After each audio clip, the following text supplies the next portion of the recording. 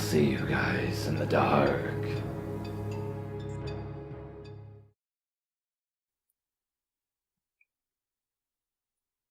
First, the backstory. Growing up, my parents were incredibly strict and overprotective. No sleepovers, no boys, no going anywhere without their explicit approval after taking down whom I was. Their phone numbers, their parents, their phone numbers, and exactly what time I was expected back. And definitely no dates. I rarely even went out with friends. Going to see a movie on a Saturday was a special occasion. The only place I could get around my parents' rigid rules was online, where, because they didn't know how to use the computer, they never monitored me. That's why in high school, I rebelled the only way that I knew how. I started a blog. Yep, I was 17, and I ran an erotic blog. No, not porn.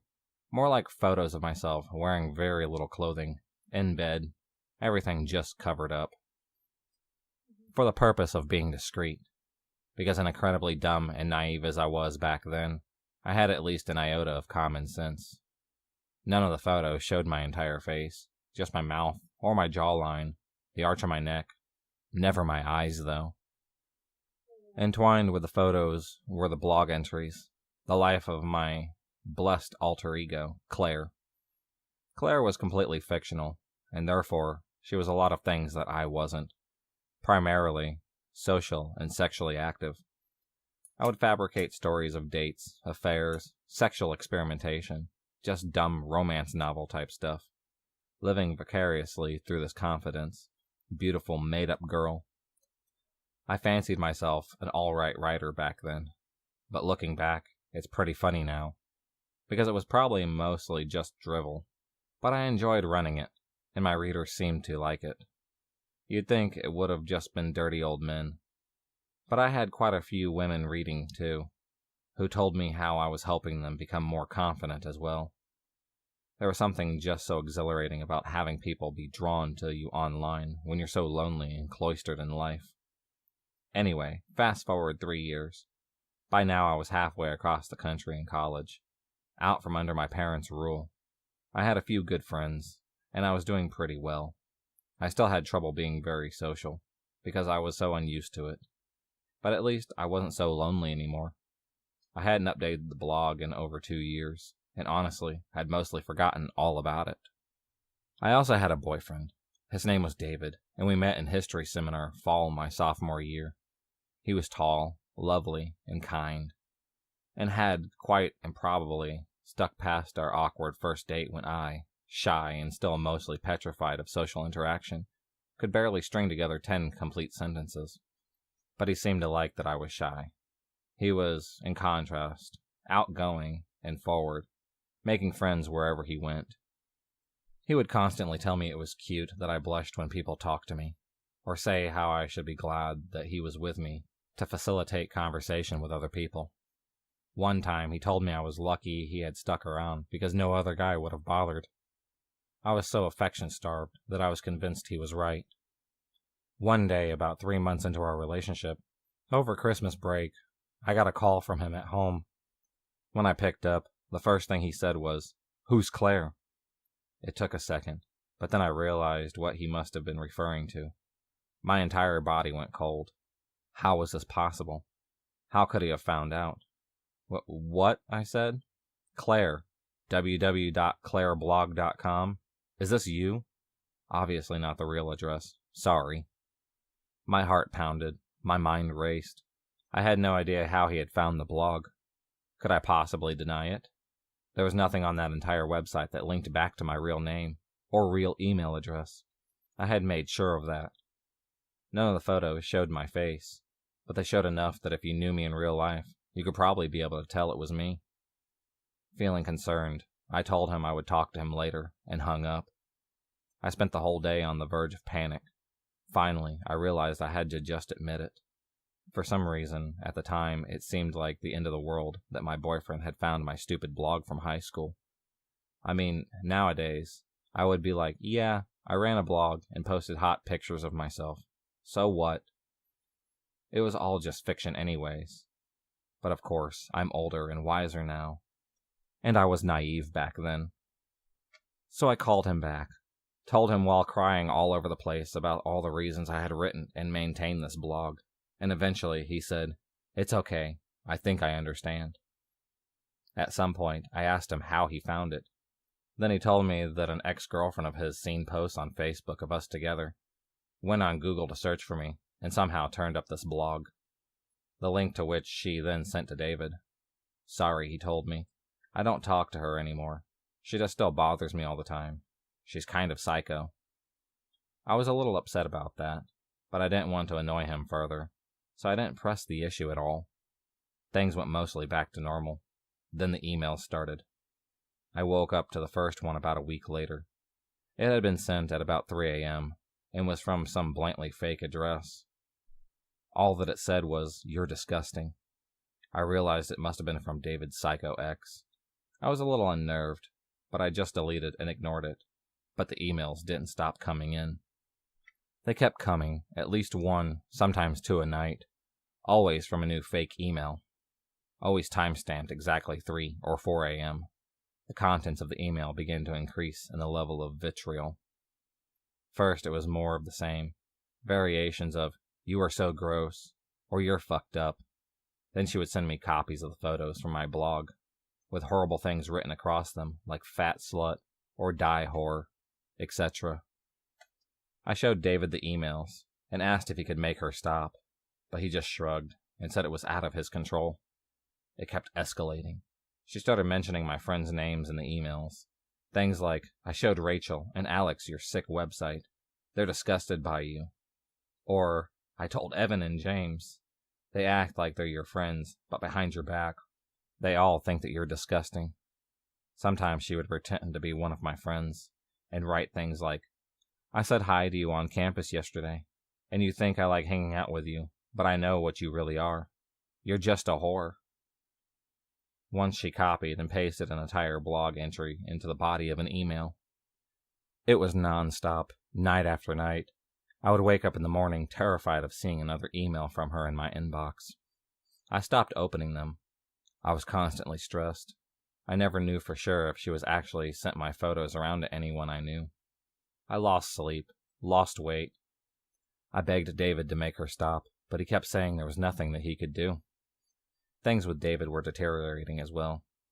He was annoyed that I kept bringing up the emails. He began to make it sound as though it were all my fault.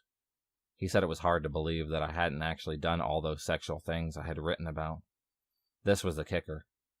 His ex was from my hometown, he said, and she told him stories that she'd heard from people I went to high school with about all the dirty things I used to do. Orgies, bondage, hard drugs. How could I lie to him and trick him into believing I was a shy virgin? He wanted to know all this. I told him that none of those things were true. She's obviously making it up. "Do you really believe her over me?" I asked. "I don't know what to believe," he said. He told me I had become untrustworthy. As twisted as it was, I started to believe that too. I apologized to him over and over, until finally he forgave me, and told me it was all right, that he finally believed me, that I was lucky he understood, and would stay with me, because who else would? I had never been so relieved.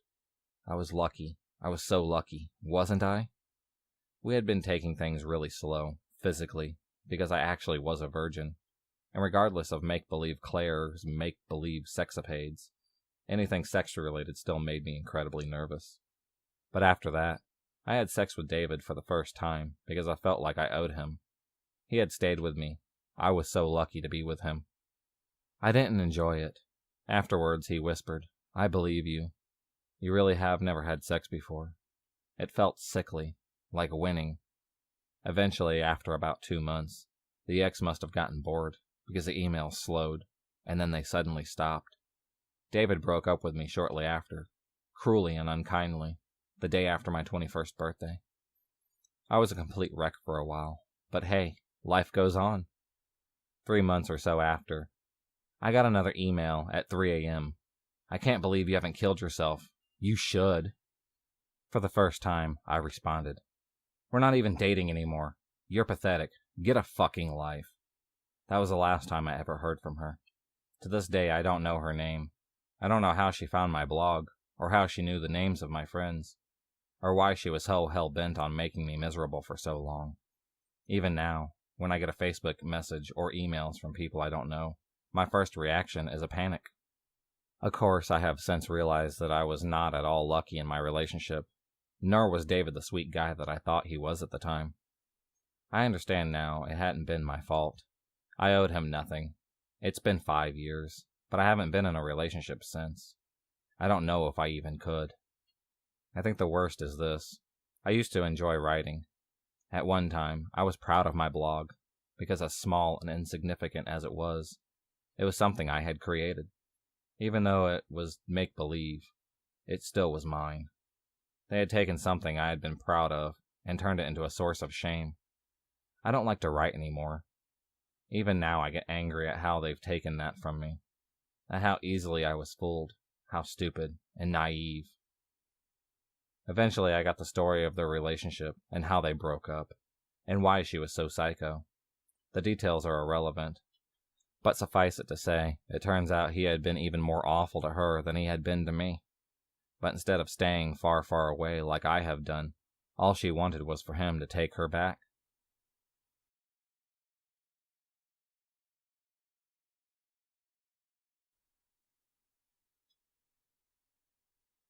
I'm a small, skinny female student in my late 20s who works part-time as a waitress. It's usual for me to walk home late at night, and my town is not known for much crime.